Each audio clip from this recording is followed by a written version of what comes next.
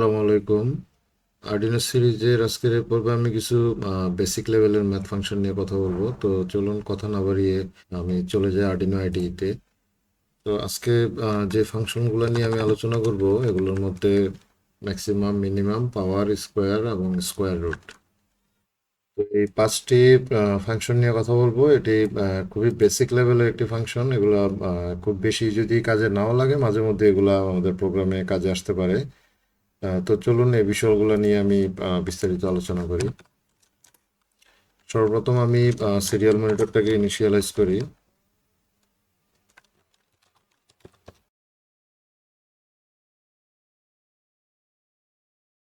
তো আমাদের প্রিন্টিং এর জন্য যতটুকুই কোড লেখার দরকার আমাদের কোড লেখার কাজ হয়ে গেল। আমি এখন যে ফাংশনগুলো নিয়ে কথা বলবো সবগুলো ফাংশন আমি একে একে ডিক্লেয়ার করব।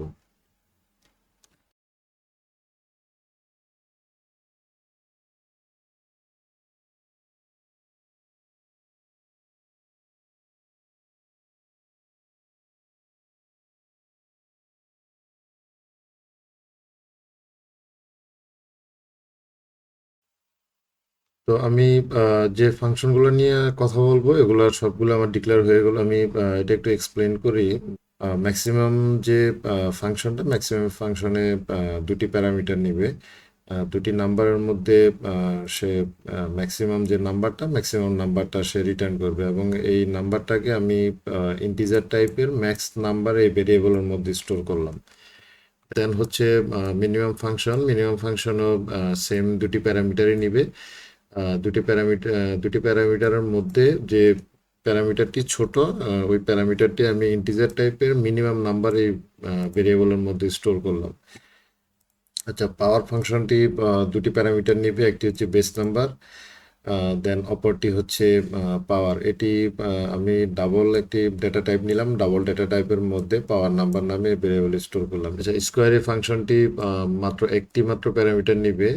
আচ্ছা, এটি আমি ডাবল ডেটা টাইপ নিয়ে স্কোয়ার নাম্বার নামের এই ভেরিয়েবলের মধ্যে স্টোর করলাম।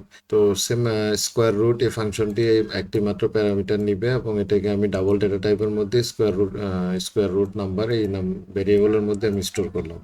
আচ্ছা, আমরা একে একে সবগুলো ফাংশনেই ভ্যালু অ্যাড করে আমরা এগুলাকে প্রিন্ট করে দেখব। তো ম্যাক্সিমাম নাম্বারের জন্য আমি দুটি প্যারামিটার ইউজ করা লাগে। আমি 10 এবং 15 দুটি প্যারামিটার ইউজ করতেছি। মিনিমামের জন্য আমি 15 অ্যান্ড 20 দুটি প্যারামিটার ইউজ করলাম। দেন পাওয়ারের জন্য বেস নাম্বার 2 ইউজ করলাম। দেন পাওয়ার ইউজ করলাম হচ্ছে 8 এবং স্কোয়ার রুটের জন্য আমি 10 ইউজ করলাম। আর সরি, স্কোয়ার নাম্বারের জন্য 10 ইউজ করলাম। দেন স্কোয়ার রুটের জন্য আমি ইউজ করলাম 100। আচ্ছা, আমি সবগুলা ভেরিয়েবলকে আমি একসাথে প্রিন্ট করব। এটার জন্য আমি কিছু প্রিন্ট লাইন আমি বাড়িয়ে নিই। তো আমি যে ভেরিয়েবলগুলো নিয়েছি সবগুলো ভেরিয়েবল আমি প্রিন্টের জন্য প্রস্তুত। তো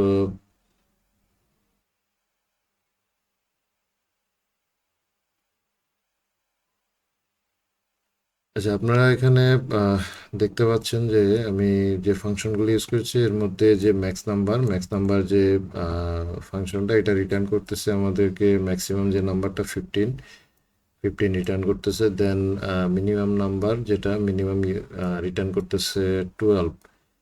দেন হচ্ছে আমি যে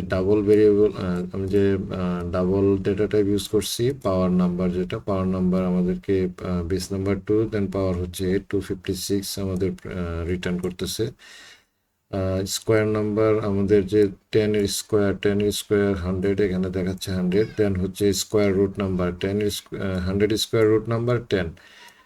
আচ্ছা, বেসিক ক্যালকুলেশনের জন্য এই ফাংশনগুলো ইউজ করা হয়। তো এটি খুবই একটি বেসিক লেভেলের। আপনাদের কোনো প্রশ্ন বা মতামত থাকলে অবশ্যই কমেন্টের মাধ্যমে জানাবেন। তো ভালো থাকবেন সবাই।